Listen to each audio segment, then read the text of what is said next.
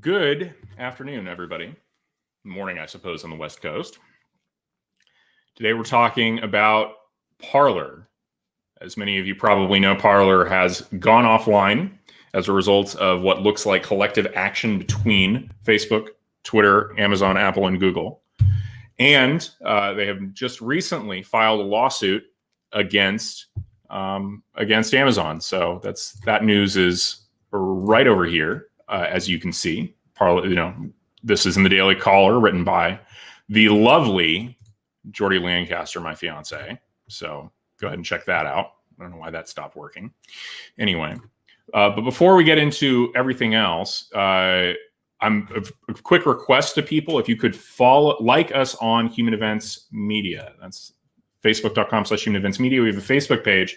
As some of you know, Twitter is Periscope is going to shut down in about 2 months. So we're trying to build up the alternate platforms that we have. And we have a fairly sizable Facebook page. I've also encouraged people to go to subscribe to our YouTube. If that's your preferred outlet, that's youtube.com/human events. But both youtube.com/human events and facebook.com/human events media are places you can hit to subscribe to our content. Additionally, if you are interested in my take on broader big tech issues, I did a podcast with Greg Kelly that is live now. So you can check that out on Apple Podcasts. I should also have podcasts coming up with Charlie Kirk. I did that with him yesterday. So that'll be available to you as well. And finally, if you want to check out an article I wrote on the entire matter, I wrote an article for the New York Post entitled "Rein in Abusive Big Tech Republic." I didn't choose the title, but it's all about this. So without further ado, let's go ahead and start talking about what's happening. So Parler has sued Amazon in the Western District of Washington. That's Seattle District Court. They filed a complaint. Let me just kind of try and zoom in here so people can see what's going on. They filed a complaint today, along with a motion for a temporary restraining order. We have both of them. Here is the complaint. And it's about 20 pages. Yeah, it's a little less than 20 pages. It alleges three things, and we'll go through them all. It alleges an antitrust violation, so a violation of the Sherman Act, that says that Amazon is prohibited from contracting or conspiring to restrain trade or commerce. It alleges a breach of contract, the idea that Amazon breached its contract with Parler. And then finally, it alleges tortious interference with a contractor business expectancy. That's a common law tort, that is the basic idea being that you can't interfere with other people's contracts and induce them to breach them if you do something wrong. So those are the three basic ideas. They've also filed a motion for a temporary restraining order, basically saying that they should get immediate relief because they're likely to prevail and because this will do so much harm to their business, Parler's business. So who's the lawyer filing this? So I always start there because I want to know what kind of legal counsel Parler has right now, and they've hired this guy David J. Grossbeck. I don't know very much about him. There's not a lot out there. I was able to find his bar profile. He's been licensed since 1995, but he's in solo practice. He's probably a very experienced lawyer and perfectly good on short notice. But I worry very much about Parler's ability to sustain this litigation with the benefit of a solo practitioner, going up against a big company like Amazon that will have very, very well-resourced and a lot of big law firm helping out as legal counsel makes me think that this is not going to be a sustainable relationship. That if this litigation actually manages to make it into discovery or anything close to it, Parler is going to need to hire a lot more lawyers to deal with this. And this is a kind of another problem with Parler being taken down is, if you saw, it's not just Amazon and Apple and Google that have taken Parler down. It is also looking like that their lawyers have quit as well. So that's fairly remarkable. So obviously, I think they're kind of on short notice. Finding a Washington lawyer to file this lawsuit was probably a challenge, and I would think they would try the big law firms to find somebody, but odds are that those big law firms are all representing Amazon and therefore conflicted. So, but still, you'd hope to find more than just a solo practitioner. The other thing, so that's the first problem is it's the current ability to sustain this is not going to be fantastic. One would think. So let's go through kind of the claims here. We can get to the complaint. Here's the complaint. So, I mean, you can read through the entirety of the complaint, but one of the things I noticed very quickly is that they didn't do a good job of alleging a agreement or conspiracy. So I'm not sure that I worry about the first act. So, right, count one, Sherman Act, Amazon Web Services prohibited from contracting or conspiring to restrain trade or commerce. And the Section 1 of the Sherman Act prohibits every contract, combination, or conspiracy in restraint of trade. So you generally, one would think that you'd have to allege an agreement. I'm not an expert in antitrust law, but it struck me as pretty obvious that one of the things that wasn't alleged, even on information and belief, which is saying like, we're not sure about this, but we think there was a conspiracy, is that they alleged that Amazon and Twitter worked together, right, on this particular issue, that Amazon worked in concert to shut down Parler. I worry that that will be the death of the antitrust claim, because it's not enough to prove that someone's action hurts another competitor for an antitrust claim. For this type of conspiracy argument, you actually, I would assume, have to prove a conspiracy. So I'm a little worried about this claim on that ground right now. That said, it's not the end of the world if the complaint is currently flawed, because they can probably refile it. But then there is the matter of the fact that you're filing this motion for a temporary restraining order, so you don't really want to have any screw ups in your complaint, so that you can get the injunction that makes Amazon keep your service in place. So I'm a little worried about that. The second count I think is interesting is this breach of contract. The argument being that Amazon breached its contract with Parler by not providing 30 days notice before terminating its account. That is, that's an interesting question. Like, do they have to provide 30 days notice? And basically the argument here is that the customer agreement, I'll zoom this in just a little more so we can see better. The customer agreement with Parler allows either party to terminate the agreement for cause if the other party is in material breach of the agreement and the breach remains uncured. So you think, oh, well, that makes sense. Clearly they didn't do that. They clearly just snapped their fingers and ended Parler's contract. But that's not the end of the discussion here. Let's actually go to the Amazon contract and understand kind of what's going on here. So let's start with, your responsibilities. This is the Amazon Web Services customer agreement. Your content, 4.2, you will ensure that your content and your end users' use of your content will not violate any of the policies. And that's a capital P policy. So that means it refers to every, that's a defined term in the agreement. So let's go down to see what policies means. It means the acceptable use policy, privacy notice, and the site terms, in addition to everything else. Okay, I just looked at the accessible use policy, and right there up front is you can't have illegal, harmful, or offensive use or content. So basically, every social media company is vulnerable to being pulled off of Amazon Web Services, or is in breach of their contract, really, because basically Amazon Web Services says you can't have, facilitate any harmful content or just display any harmful content. So that's a really interesting problem right there. And then, so let's say you are in breach. What can Amazon do about it? Well, here's let's go to 6.2. Or 6, this is temporary suspension. They say, we may suspend your or any end user's right to access or use any portion or all of the service offerings immediately upon notice to you if we determine that you are in breach of the agreement. So they reserve the right to temporarily and immediately suspend you if you're in breach. And then, not only that, this is the clause that deals with terminating the contract. Now, in the complaint, right over here, where's the complaint? Right here, breach of contract, it says that Parler needed to be provided 30 days notice. But here in the consumer agreement, it says either party can terminate this agreement with 30 days notice. But by Amazon can terminate this agreement immediately upon notice to you for cause if we have the right to suspend you under Section 6. So basically what Amazon's contract allows it to do is to suspend you immediately if there is any harmful content on your website, and then also terminate your contracts immediately without cause. And it's only a right they provide. So I just want to take a moment and be like, this is the problem with big tech. Amazon has so much power in the cloud services business that it can impose these unbelievably one-sided contracts that are just absolutely nasty. And what are you going to do about it? Everybody needs to contract with Amazon because they're so far ahead away of the competition. And they've basically unilaterally decided the right, like, we can snap our fingers, take away your content, take away your account, and screw you over completely if we want to, in our discretion. And that's their contract. Like, that's the contract you sign. Now, is that fair? No. Is that reasonable? No. But is it the contract? Yes. And to prove a breach of contract, you need to prove an actual breach. Spas Fanatic gets it right. It's a contract of adhesion is the term, one that they get to impose on, the drafter gets to impose on somebody else. So it sucks, but that's the way it works. And so as a result, I am not persuaded that the contract claim is going to be viable, because the contract, by my reading, and just quit, this is half an hour of reading, my reading, the contract allows Amazon to do exactly what it did. Now, should that be unlawful? Probably. But is it now? No. So, and the third claim is a tortious interference with a contractor business expectancy. So, I haven't actually looked deeply at Washington law, but I suspect Washington law is like the law in other places. Tortious interference claims generally don't fly, if I'm not mistaken, if there's already a contract in place, right?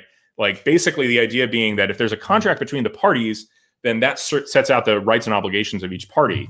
And so any damages resulting from a breach of that contract would be, that's where the damages would flow.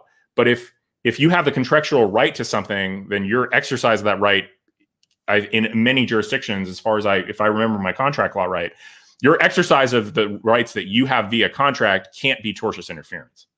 So if you are, especially at least as regards the party that is suing you, if you have a contract with that party already, you can't be sued for tortious interference. So it's like, I'm not optimistic about this lawsuit. I don't think it is. I mean, I think there's possibility of an antitrust claim, because you could allege the existence of an actual agreement between Twitter and Amazon, but they don't really do that, and that's a problem. That said, I wouldn't be surprised if there was no agreement, if Amazon just independently looked at what was happening in the world and decided on its own, yeah, we're going to terminate your web services because we don't want the PR blowback. And the problem is that wouldn't inherently be an antitrust violation. So, this is kind of why we need non-discrimination laws here. Like, if, you can't win a pretext argument because basically the argument would be, well, Twitter, and it's made in the lawsuit, Twitter has all these violent claims. They have hang Mike Pence trending, they can't get rid of all of their violent content. And yet they're still on the platform. So how is that fair? And the answer is, well, there's no law against discriminating on the basis of political affiliation. Maybe there should be, but there isn't. I want to, Shirley Spears, makes a point that we need to eliminate 230. 230 really isn't even an issue here. It's just a question of, this is just a straightforward contract claim at the end of the day. And the problem is that Amazon wrote a contract that's incredibly one-sided, and it's very hard for them to breach it when they suspend someone. And that's, part of the problem with their monopoly power. They should be, hopefully one would want to make them a weaker party, so they actually have to bargain on more even terms with their users. So that's what's happening there. As a result, I don't expect this to go very far. I don't think they're going to win their temporary injunction motion, because I don't think they've alleged, even in the complaint, like you can put this prediction out there. I don't think they've alleged an agreement or a conspiracy, which by my reading of the statute looks like it's needed to actually, get past a motion to dismiss on their antitrust claim.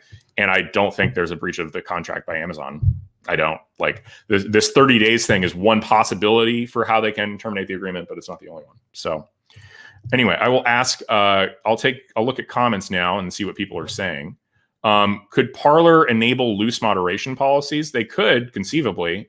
I think they already have some moderation policies, but basically Amazon's perspective, I think this is from, let me see if I can find the particular piece of the exhibit.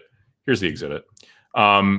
Amazon is saying that, they say basically that there's a bunch of content that will incite further violence, and that we respect Parler's right to determine for itself what content it will allow on its site. We cannot provide services to a customer that is unable to effectively identify and remove content that encourages violence against others. And because Parler cannot comply with our terms of service, we plan to suspend your account.